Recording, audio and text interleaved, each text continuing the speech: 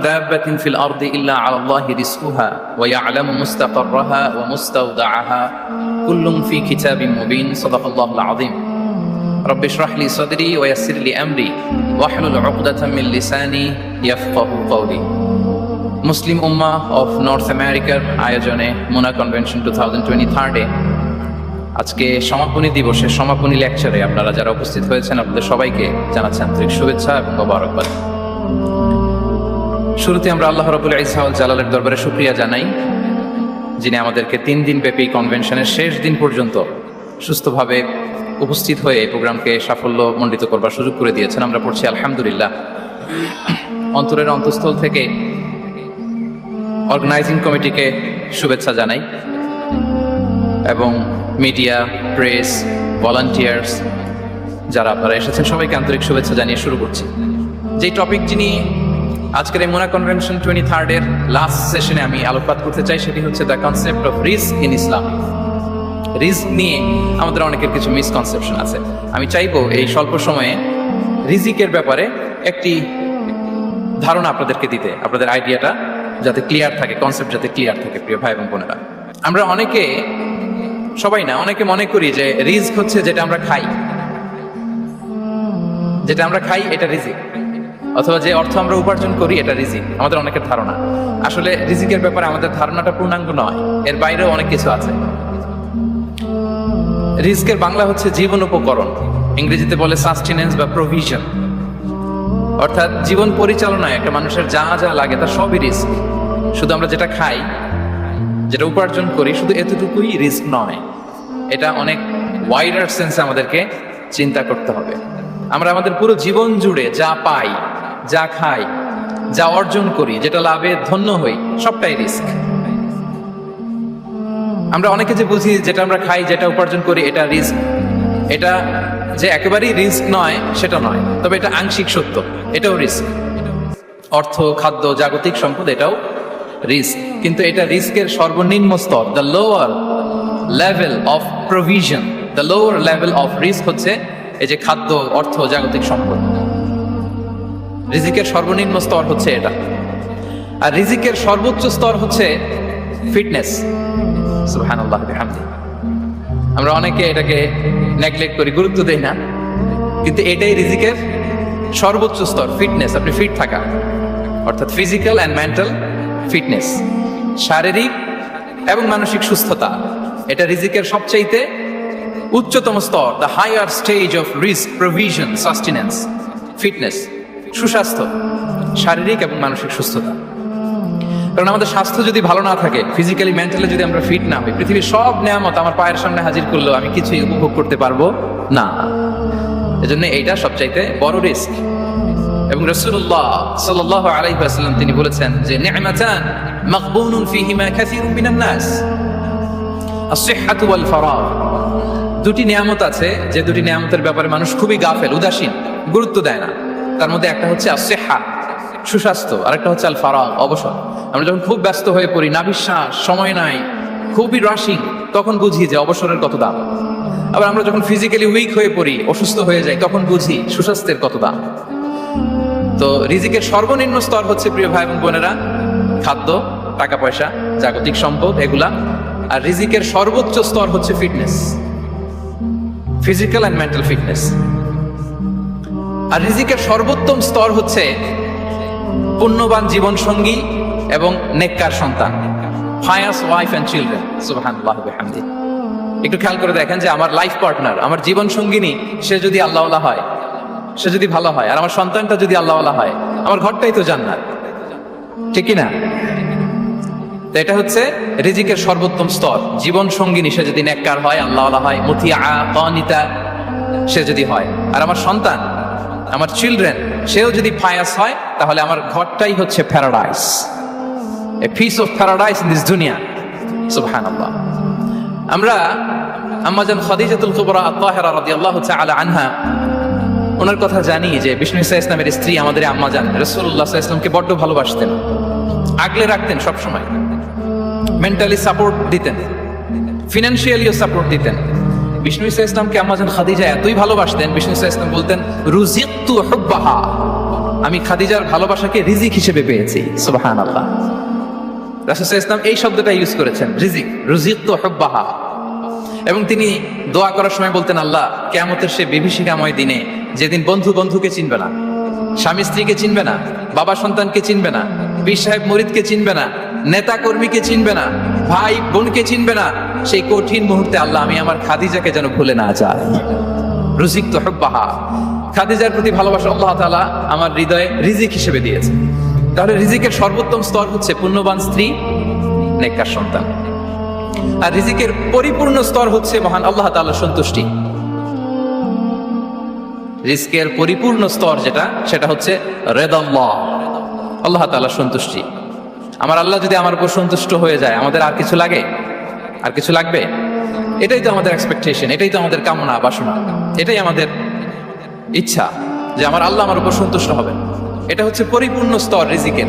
এটা যে পায় তার আর কিছু লাগে না। এবং এটা মানুষ নিশ্চিত হতে পারে যখন সে দুনিয়ার জীবনকে শেষ করে আলামুল বারজাখের দিকে যেতে শুরু করে। তখন তাকে বলা হয়, ইয়া আইয়াতুহান নাফসুল মুতমাইন্নাহ ইরজিই ইলা রাব্বিকি রাদিয়াতাম মারদিয়া ফাদখুলি ফি ইবাদি ওয়াদখুলি জান্নাতি। হে প্রশান্ত আত্মা, হে প্রশান্ত আত্মা, প্রবেশ করো, তোমার রবের দিকে চলে এসো, সন্তুষ্ট চিত্তে সন্তোষ ভাজন হয়ে আমার কাছে এসো, আমার জান্নাতে প্রবেশ করো। সুবহানাল্লাহি ওয়া বিহামদি। এই দুনিয়া ছেড়ে যখন আমরা যাব, তখন যদি এই অ্যানাউন্সমেন্টটা আমার জন্য দেয়া হয়, আমার আর কিছু চাওয়ার পাওয়ার আছে? প্রিয় ভাই এবং বোনেরা বলেন, এই আল্লাহর সন্তুষ্টির ঘোষণা যদি আমি এই পৃথিবী থেকে বিদায় লগ্নে পেয়ে যাই, আমাদের আর কিছু চাওয়া পাওয়ার আছে? ইয়া আইয়াতুহান নাফসুল মুতমাইন্নাহ ইরজিই ইলা রাব্বিকি রাদিয়াতাম মারদিয়া। আমরা কিছুদিন আগে আমাদের সকলের প্রিয় আল্লামা দেলোয়ার হোসেন সাঈদী রাহিমাহুল্লাহ নওয়ারাল্লাহু মারকাদাহু ওয়া জাআলাল ফিরদাউসা মাসওয়াহু, ওনাকে আমরা হারিয়েছি। আমি যখন ওনার শোক বার্তা নিয়ে ফেসবুকে স্ট্যাটাস লিখি, কমেন্টে আমি এই আয়াতটা লিখেছিলাম। আমি খুঁজে পাচ্ছি না যে আমি কি দিয়ে এটার উপমা দিব, কি দিয়ে ওনার বিদায়ের উপমা আমি জানাবো। আমি খুঁজে পাচ্ছিলাম না কোনো আয়াত। তখন এই আয়াতটা লিখে আমি উপমা দিয়েছি। আল্লাহু আকবার। গোটা বিশ্বের মানুষ কেঁদেছে, গোটা বিশ্বের মানুষ গায়বানা জানাজা পড়েছে, গোটা বিশ্বের মানুষ ওনাকে অশ্রুসিক্ত বিদায় দিয়েছে। From north to the south, from east to the west, the entire globe, min mashariqil ardi ila magharibiha, অশ্রুসিক্ত বিদায় তিনি পেয়েছেন। এটাই আল্লাহ তাআলার সন্তুষ্টির একটা জলজ্যান্ত নমুনা। জোরে বলেন ঠিক কিনা? এর চেয়ে জলজ্যান্ত নমুনা আমার জীবদ্দশা আমি দেখিনি। এত মানুষের কান্না, কাবার গিলাফ ধরে কান্না, এভাবে ভালোবাসা প্রকাশ করা, এভাবে তার প্রতি তার জন্য অশ্রুসিক্ত দোয়া করা, কান্না জড়িত দোয়া, এটাই প্রমাণ করে যে আল্লাহ তাআলা ওনার উপর সন্তুষ্ট হয়ে গিয়েছেন। ওনার আর কি চাই? আমাদের আল্লাহর আর কি চাই? আর কিছুর দরকার নাই, ঠিক কি না? এই যে পরম সৌভাগ্য, এরকম বিদায় নিতে পারা, এটা পরম সৌভাগ্য। আমরা আল্লাহর জন্য দোয়া করি, আল্লাহ তাআলা সারা জীবন তিনি যেমনি কোরআনের বার্তাকে গোটা বিশ্বব্যাপী পৌঁছে দিয়েছেন, তার কবরটাকে আল্লাহ তাআলা কোরআনের নূর দিয়ে আলোকিত করে দেয়। কোরআনকে আল্লাহ তাআলা তার কবরের সাথী বানাক। কোরআনকে আল্লাহ তাআলা তার কিয়ামতের দিন, in the day of judgment, তার পক্ষে শাহাদাতকারী হিসেবে কবুল করুন। সম্মানিত ভাই এবং বোনেরা, আল্লাহ তাআলার সন্তুষ্টি পরিপূর্ণ রিজিক। এটা হচ্ছে পরিপূর্ণ, দ্য কমপ্লিট রিস্ক। তাহলে আমরা যেটা ভাবি অর্থ, আমরা যেটা ভাবি সম্পদ, এটা রিজিকের সর্বনিম্ন স্তর। সর্বোচ্চ স্তর হচ্ছে fitness, physical and mental fitness. সর্বোত্তম স্তর হচ্ছে পুণ্যবান স্ত্রী, নেককার সন্তান। আর পরিপূর্ণ স্তর হচ্ছে আল্লাহ তাআলার সন্তুষ্টি। হাদিসে সবরকে বলা হয়েছে সবচেয়ে প্রশস্ত স্তর। আর সবর, পেশেন্স, ধৈর্য। রাসূলুল্লাহ সাল্লাল্লাহু আলাইহি ওয়াসাল্লাম বলেছেন, মা রুজিকা আবদুন খায়রুন লাহু ওয়ালা আওসা মিনাস সবর। সবরের চেয়ে কোনো প্রশস্ত নেয়ামত, প্রশস্ত রিজিক আল্লাহ তাআলা কোনো বান্দাকে দেয়নি। ধৈর্য। আমাদের অনেকের ধৈর্য কম। আপনাদের কি অবস্থা? ধৈর্য আছে তো? হ্যাঁ, সবার ধৈর্য আছে না? আপনাদের দেখেই বোঝা যাচ্ছে মাশাআল্লাহ, খুব ধৈর্যের সাথে আপনারা একেবারে শেষ সময় পর্যন্ত আছেন। তো এই ধৈর্যের প্র্যাকটিসটা আমাদের করতে হবে। আমরা যেন অস্থির না হয়ে যাই, আমরা যেন আতঙ্কিত না হই, আমরা যেন প্রশান্ত থাকি, আমরা যেন ধৈর্যের প্র্যাকটিস করি। বিশেষ করে আমাদের সন্তানদের এটা শেখাতে হবে। কারণ ধৈর্য এটা এমন একটা গাছ, যে গাছে সারা গায়ে কাটা কিন্তু এর ফলটা বড় মিষ্টি। ধৈর্য এমন একটা গাছ, যে গাছে সারা গায়ে কাটা কিন্তু এর ফলটা বড় সুস্বাদু। তো সেই টেস্টি ফ্রুট যদি আপনি ট্রাই করতে চান, আপনাকে ধৈর্য ধারণ করতে হবে। তাহলে হাদিসের আলোকে আমরা জানলাম রিজিকের সবচাইতে প্রশস্ত স্তর হচ্ছে ধৈর্য। রিজিকের সবচাইতে কল্যাণকর স্তর হচ্ছে হিকমা। আল্লাহ তাআলা বলছেন ইউতিল হিকমাতা মান ইয়াশা ওয়া মান ইউতাল হিকমাতা ফাকাদ উতিয়া খায়রান কাসীরা। আল্লাহ যাকে চান তাকে এই হিকমা দেন, আর যাকে আল্লাহ তাআলা হিকমা দেন তাকে প্রভূত কল্যাণ দান করেন। হিকমা, প্রজ্ঞা, উইজডম, নলেজ আর কমন সেন্স দুইটা যখন একসাথে হয় এটা উইজডম হয়ে রিফ্লেক্ট করে। আই রিপিট, জ্ঞান এবং আকল, নলেজ আর কমন সেন্স দুইটা যখন একসাথে হয় ওটা হয়ে যায় উইজডম বা প্রজ্ঞা। কখন কোথায় বলতে হয়, কেমন ভাবে বলতে হয়, কি করে বলতে হয়, কখন কি করতে হয়, কতটুকু করতে হয়, কোথায় যেয়ে থামতে হয়, এটা জানার নাম হচ্ছে হিকমা। আর হিকমা হচ্ছে সবচাইতে কল্যাণকর রিস্ক। সম্মানিত শুধু এটা হচ্ছে আমার introductory discussion. The concept of রিস্কের ব্যাপারে এখন মোটামুটি আমাদের একটা আইডিয়া ক্লিয়ার হয়েছে না? রিস্ক কি, কত ধরনের হতে পারে, রিস্কের সবচেয়ে নিম্ন স্তর কি, সর্বোচ্চ স্তর কি, সবচেয়ে প্রশস্ত স্তর কোনটা, সর্বশ্রেষ্ঠ স্তর কোনটা, সবচেয়ে কল্যাণকর স্তর কোনটা। এই পর্যায়ে আমরা জানবো যে এই রিজিকের বন্দোবস্ত কে করেন। কে করেন বলেন তো দেখি? এই রিজিকের বন্দোবস্ত একচ্ছত্র ভাবে আল্লাহ তাআলা এটা নিয়ন্ত্রণ করেন। তিনি রিজিকের মহাব্যবস্থাপক। যে আয়াত দিয়ে আমি শুরু করেছি প্রিয় ভাই এবং বোনেরা, ওমা মিন দাব্বাতিন ফিল আরদি ইল্লা আলাল্লাহি রিজকুহা ওয়া ইয়ালামু মুস্তাকাররাহা ওয়া মুস্তাওদাআহা কুল্লুন ফি কিতাবিন মুবিন। ভূপৃষ্ঠে বিচরণশীল যত প্রাণী আছে এই সবগুলো প্রাণীর রিজিকের ব্যবস্থাপনা আল্লাহ তাআলা নিজ কুদরতে করেন, এবং এই প্রত্যেকটা প্রাণীর স্থায়ী অস্থায়ী নিবাস সম্পর্কে, অবস্থান সম্পর্কে তিনি জানেন। এখানে যদিও ফিল আরদি বলা হয়েছে, বস্তুত জলে, স্থলে, বায়ুমণ্ডলে যত লিভিং ক্রিয়েচার আছে সব লিভিং ক্রিয়েচারের রিজিকের বন্দোবস্ত করেন কে? এজন্য তিনি হচ্ছেন রাজ্জাক। তিনি ওনার একটা নাম দিয়েছেন যে আমি হচ্ছি আর রাজ্জাক, ইন্নাল্লাহা হুয়ার রাজ্জাকু যুল কুওয়াতিল মাতিন। নিশ্চয় আল্লাহ তাআলা তিনি হচ্ছেন আর রাজ্জাক, তিনি রিজিকের ব্যবস্থাপক। যে কেউ রাজ্জাক হতে পারে না, চাইলে রাজ্জাক হওয়া যায় না। রাজ্জাক একজন, তিনি কে? আল্লাহ। রিজিকের রেসপন্সিবিলিটি আল্লাহ, রিজিক নিয়ে চিন্তা আল্লাহ। তো আল্লাহর চিন্তা আমি করলে হবে? বলেন, যেটা দায়িত্ব আল্লাহ, যে রেসপন্সিবিলিটি আল্লাহর, ওই রেসপন্সিবিলিটি আমি নিলে হবে? হবে না। তাহলে আল্লাহ তাআলা নিজেকে আর রাজ্জাক বলে কোরআনে আমাদের সামনে উপস্থাপন করেছেন।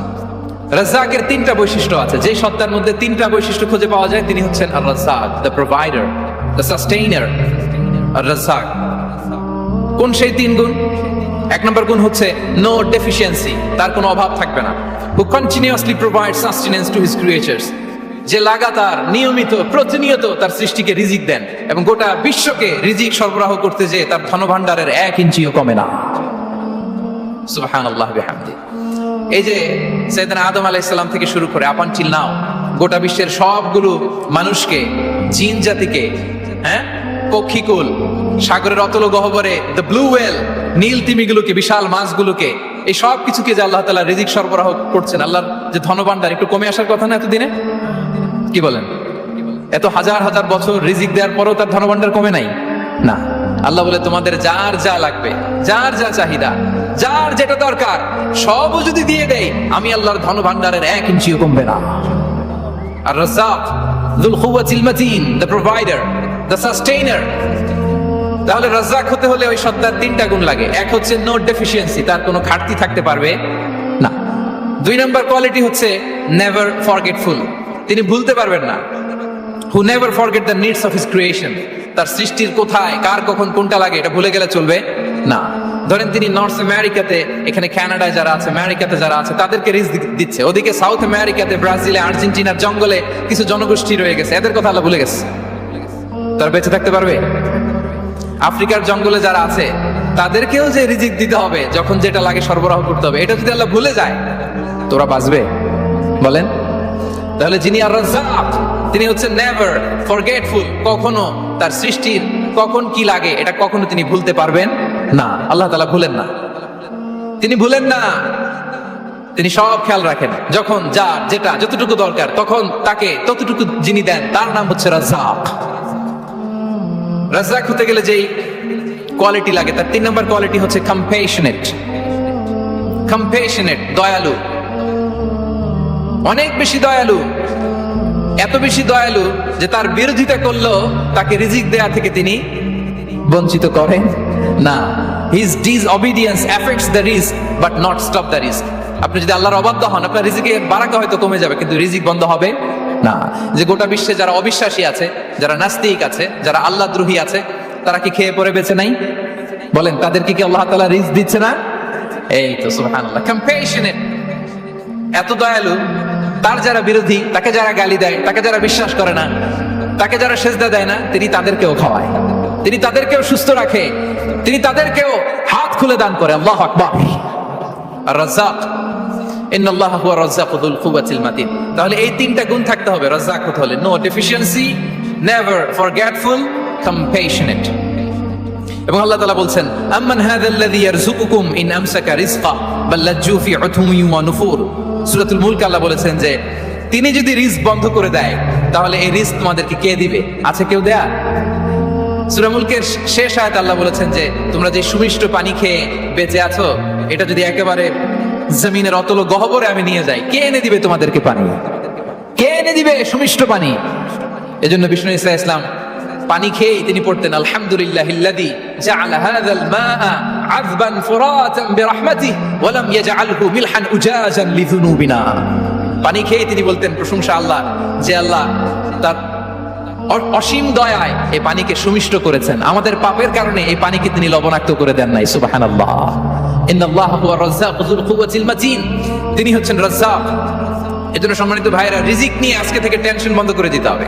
আমাদের কাজ হচ্ছে চেষ্টা করে যাওয়া, প্রাণান্তকর প্রচেষ্টা করা, আমাদের রোলটা আমরা প্লে করব, কিন্তু রিজিকের ফয়সালা করবে একজন, তিনি কে? ইন্নাল্লাহা হুয়া রাজ্জাকু যুল কুওয়াতিল মাতিন। এটা নিয়ে চিন্তিত হওয়ার কিছু নাই প্রিয় ভাই এবং বোনেরা।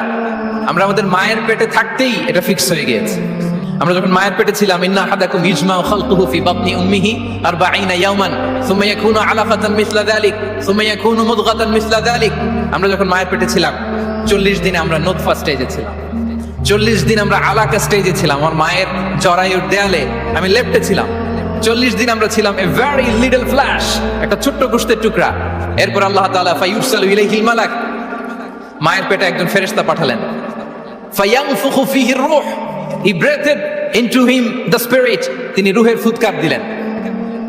ওয়া ইউমারু বিআরবা'i কালিমাত, চারটা জিনিস তখন লিখে দেয়া হলো। বিকাতবি রিজকিহি ওয়া আজালিহি ওয়া আমালিহি ওয়া শাকিয়ুন আও সাঈদ, তার রিজিক কি হবে লিখে দেয়া হয়েছে মায়ের পেটে যখন ছিলাম। আপনারা তো এখন চিন্তা করতেছেন, চিন্তিত, কিন্তু মায়ের পেটে থাকতে আল্লাহ তাআলা এই রিজিককে ফিক্স করে দিয়েছেন। সুবহানাল্লাহ ওয়া বিহামদিহি। এবং যে রিজিক আমি আমার মায়ের পেটে থাকতেই আল্লাহ তাআলা লিখে দিয়েছেন, সেই রিজিক ভোগ না করে আমি কোনোদিন মরবো না। বিষ্ণু ইসলাম আমাদেরকে জানিয়েছেন, তোমার জন্য যে রিজিকের বন্দোবস্ত, যেই অ্যালটমেন্ট আছে, সেটা ভোগ না করে, উপভোগ না করে তুমি মরবে না। এবং সেটা আপনি উপভোগ করবেন, আপনার কাছেই আসবে। ধরুন আপনারা যে ফল আমেরিকাতে খান, এটা কি আমেরিকায় চাষ হয় ফল, নাকি কানাডা, মেক্সিকো থেকে আসে? কোত্থেকে আসে? কোত্থেকে? এখানেই হয়, আবার বাইরে থেকেও আসে। ওকে, ফাইন। লেটস সে আপনি যেই অ্যাপেলটা দিয়ে আজকে ব্রেকফাস্ট করলেন, যে অ্যাপেলটা আপনি খেলেন, এটা মেক্সিকো থেকে এসেছে। ওই অ্যাপেলটা যখন কুড়ি অবস্থায় ছিল, মুকুল অবস্থায় ছিল, তখনই ওটার মধ্যে আপনার নাম লেখা। এর মধ্যে কত পাখি এসে ওই গাছে বসেছে, কত মুকুল নষ্ট করেছে, ওইটা নষ্ট করে নাই, কারণ ওইটা আপনি খাবেন। ওইটা পুষ্ট হয়ে সুন্দর একটা ফল হয়ে ইম্পোর্টেড হয়ে এটা আমেরিকাতে আসলো, আমেরিকার বাজারে। অনেক মানুষ ওই ফলটা সুপার মার্কেটে যে ধরে চড়ে নেড়ে আবার রেখে দিয়ে চলে গেছে, নেয় নাই। ওইটা সে খাবে না, কারণ ওইটা আপনার রিজিকে লেখা। ওই ফল আপনি নিয়ে আসলেন, বাসায় অনেকেই অ্যাপেল খাচ্ছে, কিন্তু ওই অ্যাপেলটা খাবে না, কারণ এটা কে খাবে? সুবহানাল্লাহ পড়তে পারলেন না মজা করে? আল্লাহু আকবার। আপনার জন্য যে রিজিক নির্ধারিত, এটা আপনিই খাবেন। এর মধ্যে আপনি মরে যেতে পারতেন, বাসা থেকে অন্য কোথাও চলে যেতে পারতেন, কিন্তু না, মরবেনও না, অন্য কোথাও যাবেনও না ওইটা খাওয়ার আগে। This is the essence of risk, this is the essence of provision, sustenance. ইন্নাল্লাহা হুয়া রাজ্জাকু যুল কুওয়াতিল মাতিন। মায়ের পেটে থাকতে নির্ধারিত, ওই ফল কেউ টাচ করবে না, up until you try it. This is risk. এই কথাটাই বিষ্ণু ঈসা ইসলাম খুব সুন্দর করে বলেছেন, লা তামুতু নাফসুন হাত্তা তাস্তাকমিলা রিজকাহা। অন্য বর্ণনায় এসেছে লা তামুতু নাফসুন হাত্তা তাস্তাউফিয়া রিজকাহা। মানুষের জন্য যে রিজিকের বরাদ্দ সেটা উপভোগ না করে, সেটা না খেয়ে ওই মানুষ এই দুনিয়া থেকে বিদায় নিতে পারে না। তাহলে আমার রিস্ক ভোগ না করে আমি মরবো না।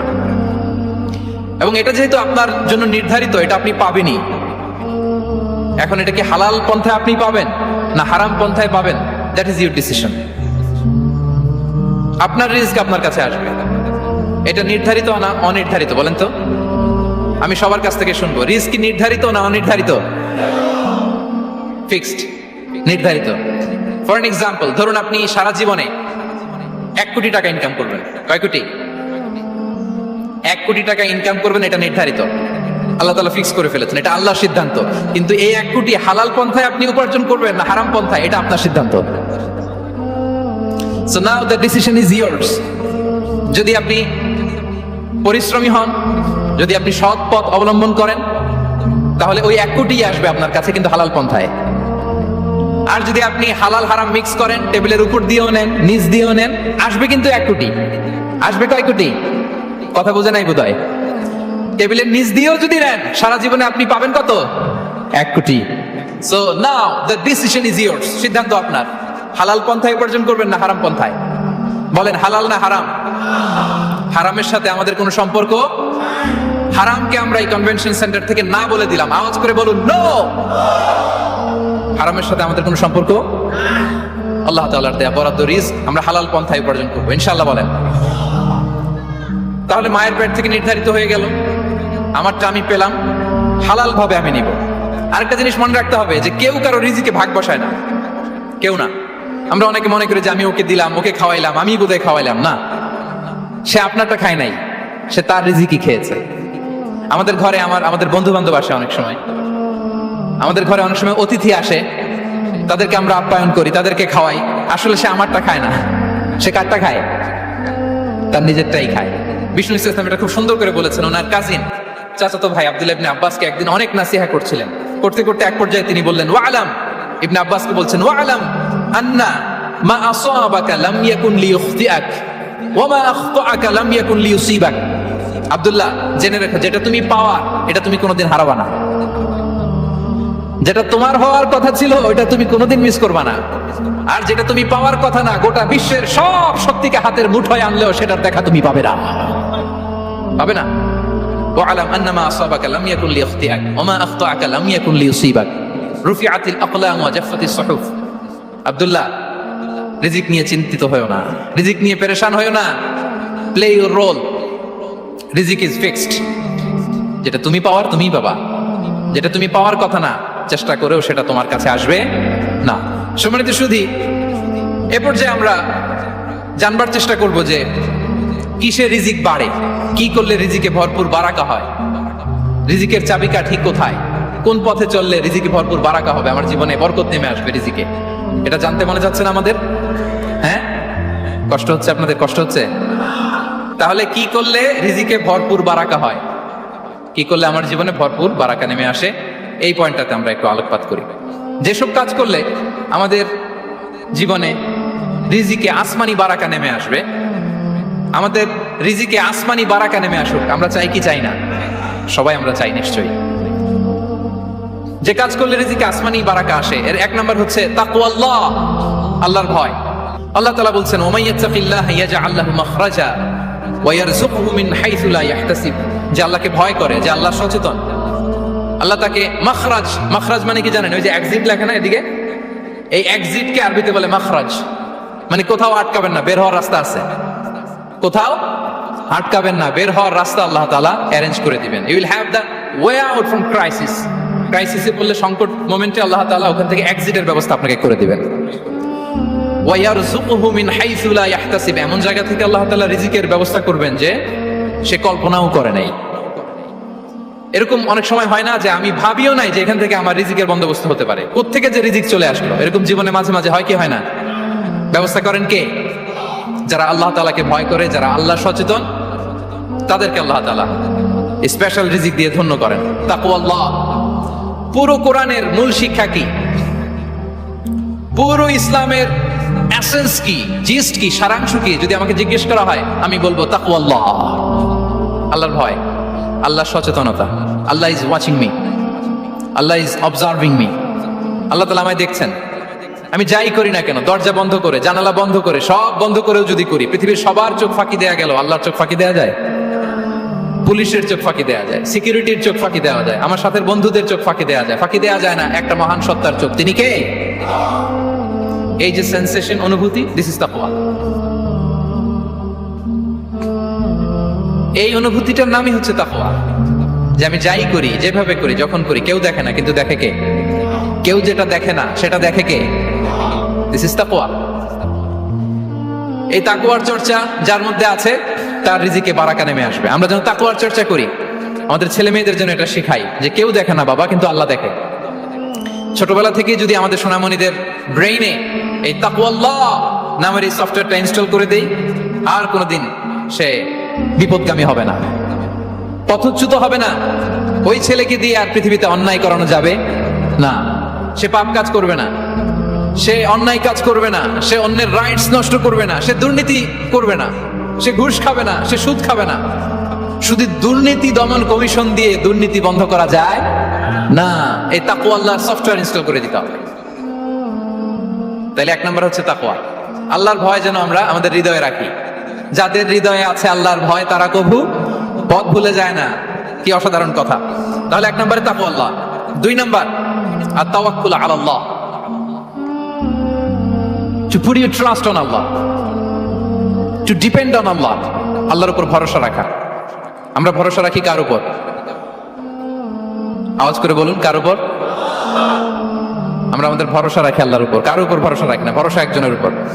বিষ্ণু ইসা ইসলাম বলেছেন, লাউ আন্নাকুম তাওয়াক্কালুনা আলাল্লাহি হাক্কা তাওয়াক্কুলিহি লা রাযাকাকুম কামা ইয়ারযুকুত তায়র তাগদু খিমাসান ওয়া তারুহু বিতানান। পাখি যেমনি আল্লাহর উপর তাওয়াক্কুল করে, তোমরা যদি এমনি তাওয়াক্কুল করতে পারো, তাহলে পাখিকে আল্লাহ যেমনি রিজিক দেয়, তোমাদেরকে আল্লাহ তাআলা তেমনি রিজিক দিবেন। পাখি কি করে ভাই? সকালবেলা তার বাসা থেকে কিচির মিচির রবে, হ্যাঁ, দিক বিদিক ছুটে বেড়ায়, ছুটতে থাকে মাইলকে মাইল। আবার বিকেল বেলায় গধূলি লগ্নে তার বাসায় এসে ফিরে আসে। ওই পাখিটাকে আল্লাহ তাআলা উদর পূর্তি করে তার নিড়ে ফিরিয়ে দেয়। তাহলে ইসলামে পাখিকে তাওয়াক্কুলের মডেল হিসেবে উপস্থাপন করা হয়েছে। কাকে? পাখিকে। এবার খেয়াল করে দেখেন তো পাখি কি করে?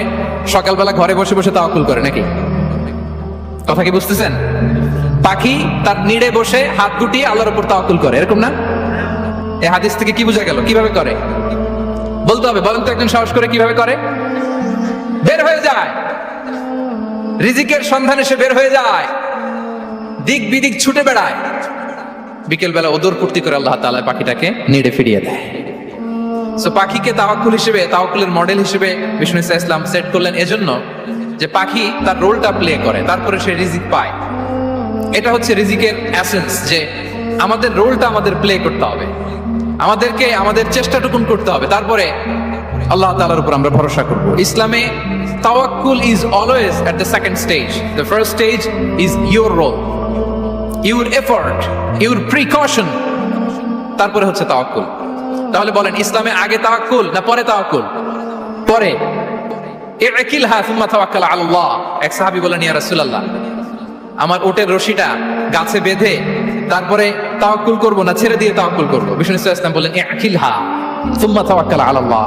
আগে গাছের মধ্যে রশি দিয়ে টাইট করে বাঁধো, তারপরে তাওয়াক্কুল করো। সুবহানাল্লাহি বিহামদি।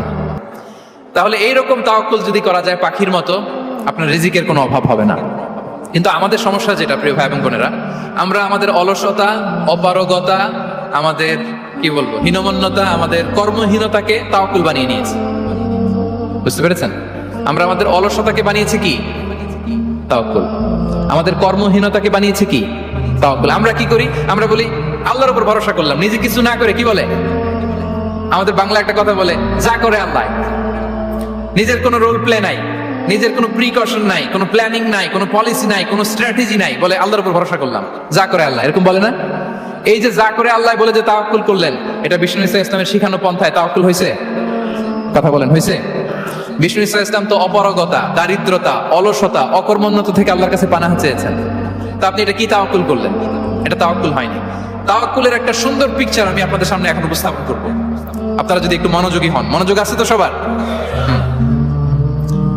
তাওয়াক্কুল কিভাবে করতে হয় আমরা একটু বিষ্ণু ইসা ইসলামের বায়োগ্রাফি থেকে দেখি। রাসূল সাল্লাল্লাহু আলাইহি ইসলামের হিজরতের ঘটনাটা আমি 1 মিনিটে একটু আপনাদেরকে সংক্ষেপে শোনাই, যে তাওয়াক্কুল কিভাবে তিনি করেন। ইসলামে তাওয়াক্কুল হচ্ছে কর্ম শেষে ফলাফলের জন্য আল্লাহর উপর নির্ভর করা। কারণ আমি কাজ করলাম, ফলাফল পজিটিভ হইতে পারে, নেগেটিভ হইতে পারে, ওটা নির্ধারণ করবে কে? ফয়সালা দেয় কে? তাহলে আমরা দেখি যে বিষ্ণু ইসা ইসলাম তিনি কিভাবে তাওয়াক্কুল করেছেন। যেদিন তিনি হিজরত করবেন, রাসূল সাল্লাল্লাহু আলাইহি ওয়াসাল্লামকে অনুমতি দেওয়া হলো, সেদিন হিজরতের অনুমতি যে তিনি পেয়েছেন, মাইগ্রেশনের অনুমতি যে তিনি পেয়েছেন, এটা জানানোর জন্য তিনি আবু বকরের ঘরে চলে গেলেন দুপুরবেলা। কখন? প্রশ্নের উত্তর দিতে হবে, কখন? ফি ওয়াক্তি যাহিরা, দুপুরে। রাসূল সাল্লাল্লাহু আলাইহি ওয়াসাল্লাম দুপুরে বেরোতেন না। শুধু রাসূল সাল্লাল্লাহু আলাইহি ওয়াসাল্লামই না, আরবের লোকেরা দুপুরে বের হতো না, কারণ ওইটাকে বলা হতো ওয়াক্তুল কাইলুলা। আমরা পাওয়ার ন্যাপ নেই না, এই পাওয়ার ন্যাপের টাইম ছিল তখন। বাইরে প্রচন্ড রোদ, কেউ বেরোতো না, বিষ্ণু ইসলাম বেরোতেন না। দেখেন বিষ্ণু ইসলাম ওনার চিরাচরিত অভ্যাসকে, হ্যাবিটকে ব্রেক করে দুপুরে বেরোলেন। বিষ্ণু ইসলাম কখনো মাস্ক পরতেন না, মানে মুখ ঢেকে চলতেন না, সবসময় মুখ খোলা। ওই দিন তিনি মাস্ক পরে বেরোলেন। মুতাকান্নিআন, খারাজা মুতাকান্নিআন, মানে রুমাল দিয়ে মুখটাকে ঢেকে বেরোলেন, দুপুরবেলা বেরোলেন। মানুষের চোখের সামনে যেন যেন তিনি না পড়েন, দুপুরে বেরোলেন, মুখ ঢেকে বেরোলেন। আবু বকর রাদিয়াল্লাহু তাআলা আনহু ঘরে যেয়ে বললেন, উযিনা লি বিল খুরুজ। আবু বকর, অনুমতি দেয়া হয়েছে, ঘরে কারা কারা আছে একটা কথা বলবো, সবাইকে বের করে দাও। আখরিজ মান ফিল বাইত। আবু বকর বললেন, ইয়া রাসূলুল্লাহ, ঘরে তো আপনার ফ্যামিলি। আয়েশা রাদিয়াল্লাহু তাআলা আনহার সাথে ততদিনে বিয়ে হয়ে গিয়েছে, কিন্তু সংসার শুরু হয়নি। দে আর পার্ট অফ ইউর ফ্যামিলি, আপনার সংসার। আয়েশা, আসমা। তখন তিনি আশা ফিরে পেলেন, বলেন ঠিক আছে তাহলে শোনো, উযিনা লি বিল খুরুজ, অনুমতি দেয়া হয়েছে, আমি থাকবো সাথে। রাসূল সাল্লাল্লাহু আলাইহি ওয়াসাল্লাম বললেন, হ্যাঁ তুমি থাকবে। ওই দিন রাতে ওনারা বের হলেন। মক্কা থেকে মদিনা একদিকে, উনি বেরোলেন আরেক দিকে। ধরেন মক্কা থেকে মদিনার রাউট হচ্ছে এইদিকে, আমরা তো এইদিকেই বেরোবো নাকি? কথা কি বুঝতেছেন? বিষ্ণু বেরোলেন কোন দিকে? এইদিকে। সুবহানাল্লাহ বললেন না? এজন্য আবেগ একটু কন্ট্রোল করতে হবে। আবেগ আর বিবেকের সমন্বয় লাগবে, প্রপার স্ট্র্যাটেজি লাগবে, ওয়েল প্ল্যানিং লাগবে, তাহলেই সেই নেতৃত্ব আবার মুসলিমদের হাতে আল্লাহ ফিরিয়ে দিবে। মক্কা থেকে মদিনা এদিকে, বিষ্ণু বেরোলেন এদিকে।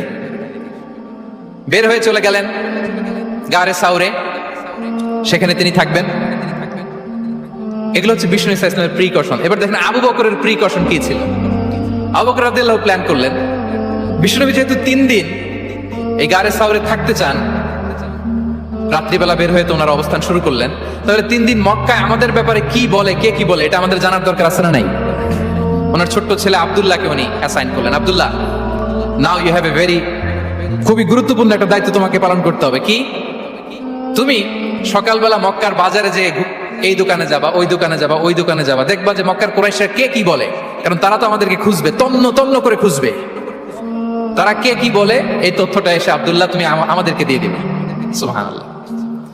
আবু বকর রাদিয়াল্লাহু তাআলা আনহুর ছোট্ট ছেলে আব্দুল্লাহ মক্কার বাজারে এখানে যায় ওখানে যায়, কে কি বলে সে সব শুনে আস্তে করে এসে মরুভূমি পার হয়ে গারে সাউরে যে আবু বকর রাদিয়াল্লাহু তাআলা আনহুর কাছে ইনফরমেশন সব দিয়ে দিচ্ছে।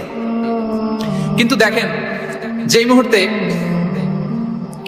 আব্দুল্লাহ তথ্য নিয়ে মক্কা থেকে গারে সাউরে আসে, আব্দুল্লাহ যখন হেঁটে হেঁটে আসে, মরুভূমির বালুর মধ্যে তার ফুটপ্রিন্ট পড়ে যায় না? কথা বলেন না কেন?